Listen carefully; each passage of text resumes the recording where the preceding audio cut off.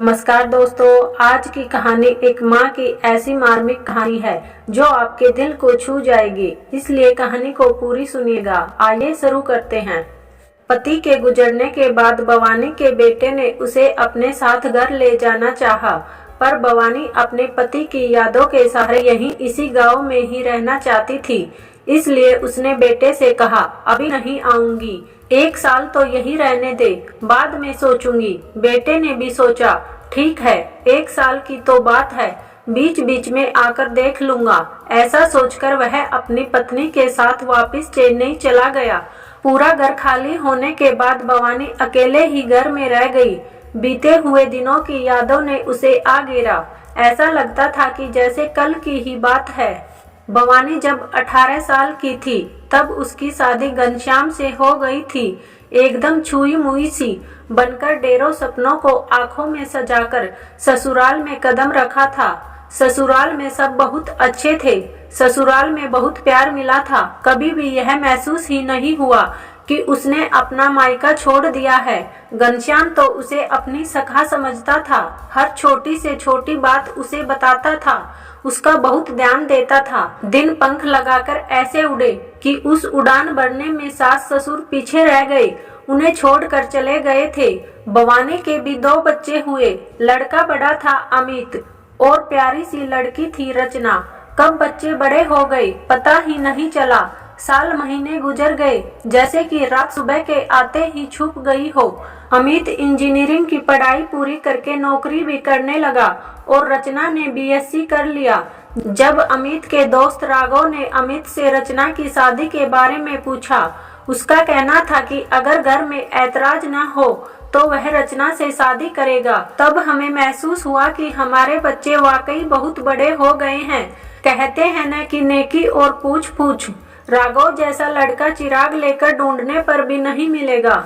हम सब उसे अच्छे से जानते थे और रचना ने भी कोई ऐतराज नहीं किया था। बस फिर क्या, चट मंगनी पट ब्याह हो गया। राघव के घर में भी सिर्फ माँ ही थी। अकेला लड़का था। गांव में खेती बाड़ी और एक पुश्तैनी मकान था। माँ गांव में ही रहती थी। राघव के पास कभी कभी आकर 10-15 दिन रह जाती थी। रचना शादी के बाद राघव के साथ हैदराबाद चली गई थी। अमित की शादी भी उसके साथ ही नौकरी करने वाली लड़की दिशा से हो गई। वे दोनों चेन्नई रहने लगे। इतने सालों से बड़ा पूरा परिवार था। अब सभी पंछियों के पर आ गए थे। वे अपने अपने ठिकानों को ढूंढते हुए अपनी मनचाही मंजिल की तरफ निकल गए और अंत में रह गए भवानी और घनश्याम। पहले तो दोनों को घर काटने के लिए दौड़ता था, परंतु दोनों अपने पुराने दिनों की यादों में जी लिया करते थे। अब उन खट्टी मीठी यादों में उन्हें अपनी मेहनत, मुश्किलें और उनसे उबरने के लिए किए गए संघर्ष याद आते थे। दोनों को कभी भी जी भरकर बातें करने का समय नहीं मिलता था। आज वे अपनी जिंदगी जी रहे थे, परंतु विधि का विधान ने कुछ और ही तय किया था। एक रात घनश्याम बाथरूम में फिसल कर गिर गए और दीवार से सर के टकराने से वहीं उनकी मृत्यु हो गई। दोनों बच्चे आए। क्रियाक्रम के बाद बेटे ने बहुत जिद की थी अपने साथ चलने के लिए, पर भवानी ने 1 साल की मोहलत मांगी थी। देखते ही देखते 1 साल बिना पति के ही गुजर गया। ईश्वर ने दोनों को 7 जन्मों का साथ दिया है, तो बीच में ही एक को ले जाकर नाइंसाफी कैसे कर सकते हैं। अब साल होने को है। भवानी डर रही थी कि गांव की यादों को छोड़कर शहर की तरफ जाना पड़ेगा। कैसे मनाऊं बेटे को कि कुछ साल और यहीं अपने पति की यादों के सहारे जीना चाहती हूँ। उसने सोचा, ईश्वर के भरोसे छोड़ देती हूँ। जैसा होना है वैसे ही होगा। होने को कौन टाल सकता है। तभी फोन की घंटी बजती है। भवानी अपने ख्यालों की दुनिया से बाहर आई और फोन उठाया तो रचना थी। माँ कैसी है? इधर उधर की बातें करने के बाद उसने कहा, माँ पिताजी को गए 1 साल हो गया और बरसी पर आकर भाई आपको अपने साथ ले जाएगा। इसलिए मैं सोच रही थी कि थोड़े दिन आप मेरे पास भी आकर रहेंगी तो हमें भी अच्छा लगेगा। बच्चे आपको बहुत याद करते हैं। बोलिए कब की टिकट कराऊं? भवानी ने कहा, रुक जा, मैं सोचकर बताऊंगी। इतनी भी क्या जल्दी है? पड़ोस में रहने वाली रुक्मणी देवी का बेटा भी हैदराबाद में ही रहता है। वह अपने माता पिता से मिलने आया था तो भवानी ने उसके साथ जाने का फैसला कर लिया और टिकट कटाकर रचना को बताया। भवानी ने वहां नाती नाते के लिए कुछ नमकीन और मिठाई बनाया और ट्रेन में सवार होकर चली गई। राघव स्टेशन पर लेने आया। घर पहुंचकर रचना और बच्चों को गले लगाया।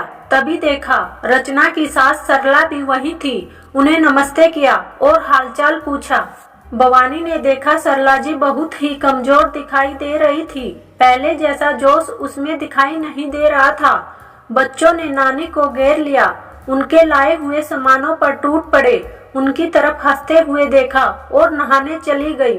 रचना ने खाना परोसा। सबने मिलकर खाया। खाना खाते समय भी सरला जी ने कुछ नहीं कहा। थोड़ा सा खाकर वे उठ गई। भवानी ने देखा सरला पूरे घर का काम अकेले ही कर रही है। झाड़ू पोछा कपड़े धोना सब काम। झाड़ू करके वे अपने कमरे में आराम करने गई कि रचना ने पुकारा, माँ जी आपने पेड़ों में पानी नहीं डाला है। वे फिर वापस आ गई और पेड़ों को पानी देने लगी। जब भवानी ने रचना से कहा, रचना तुम्हारे पास इतने नौकर थे, वे सब कहाँ गए? सरला जी क्यों काम कर रही है? रचना ने कहा, माँ आप नहीं जानती हैं, ये इतनी चंट हैं कि बीमारी का बहाना करके यहाँ रहने आ गई हैं। 5 महीने हो गए हैं, अभी भी यही हैं। मैं इतने काम अकेले कैसे करती? बोलिए ना, वैसे भी वे मेहमान तो नहीं हैं, यही रहने आ गई हैं। फिर मैं अकेले इतने लोगों का काम क्यों करूं? मुझसे नहीं होता। वैसे भी आपको मालूम है इनकी दवाइयों का खर्चा, फिर खाना, यह सब करते हुए नौकरों की तनख्वाह। न बाबा न, मैं इतने पैसे नहीं खर्च कर सकती, इसलिए मैंने नौकरों की छुट्टी कर दी है। गांव में भी ये अपना काम खुद करती थी और पर हाँ, यहाँ थोड़ा ज्यादा लोगों के लिए काम करना पड़ता है, पर हम सब उनके अपने ही तो हैं। भवानी ने कुछ नहीं कहा। रचना हमेशा माँ से ही चिपकी रहती थी, इसलिए भवानी को सरला से बात करने का मौका ही नहीं मिलता था। भवानी को आए 5 दिन हो गए थे। रचना ने सुबह सुबह आकर कहा, माँ आज आप दोनों के लिए ही खाना बनेगा, हम लोगों को बाहर जाना है, आते आते शाम हो जाएगी। आप फिक्र मत कीजिए, सास सब कर लेगी, आप बस आराम कीजिए। रचना, राघव और बच्चे तैयार होकर चले गए। जाते जाते रचना ने अपनी सास को बहुत सारे काम दिए कि हम नहीं हैं तो आराम मत कीजिए, एक्स्ट्रा काम कर लीजिए, और चली गई। भवानी बैठक में बैठी थी। सरला ने खाना बनाया और रचना के बताए काम करने लगी। फिर 1 बजे के करीब भवानी को खाना खाने के लिए बुलाने आई। भवानी ने उन्हें अपने पास बिठाया और कहा, आप कैसी हैं? उनके इतना कहते ही सरला रोने लगी। भवानी ने उन्हें रोकने की कोशिश नहीं की। 10 मिनट रोने के बाद वे संभली और कहा, मैं ठीक हूँ, आपके पास अपना मकान, खेती बाड़ी सब थी न, फिर आप इनके पास यहाँ। सरला ने बताया कि गांव के मकान को इन लोगों ने बेचकर यहाँ 2 घर दोनों बच्चों के नाम खरीद लिया है और मुझे यह कहकर यहाँ लाए कि इस उम्र में अकेले नहीं रहना, हमारे साथ रहें। वैसे भी आजकल थोड़ी सुस्ती सी रहती थी, सोचा चलो अपनों के साथ रह लूंगी तो मन को आराम मिलेगा। यहाँ आने के बाद से रचना ने मेरी यह हालत कर दी है। मुझसे कहती है कि काम वाले नहीं आना चाह रहे हैं, इसलिए अपना काम खुद ही करना है। कोई बात नहीं है, कर दूंगी, पर अकेले नहीं हो पाता है। एक दिन रचना नहीं थी, तब काम वाली पैसे लेने आई थी। उसने मुझे बताया था कि आपसे काम कराने के लिए ही रचना भाभी ने हमें काम से हटा दिया है। आपकी बेटी है, उसकी बुराई आपसे करूं अच्छा नहीं लगता है। वापस भी नहीं जा सकती क्योंकि अब मेरे पास रहने के लिए घर भी नहीं है। उन्हें मैंने चुप कराया और हम दोनों मिलकर खाना खाने लगे। मेरे मन में उथल पुथल मची थी, कुछ करना है यह सोच रही थी।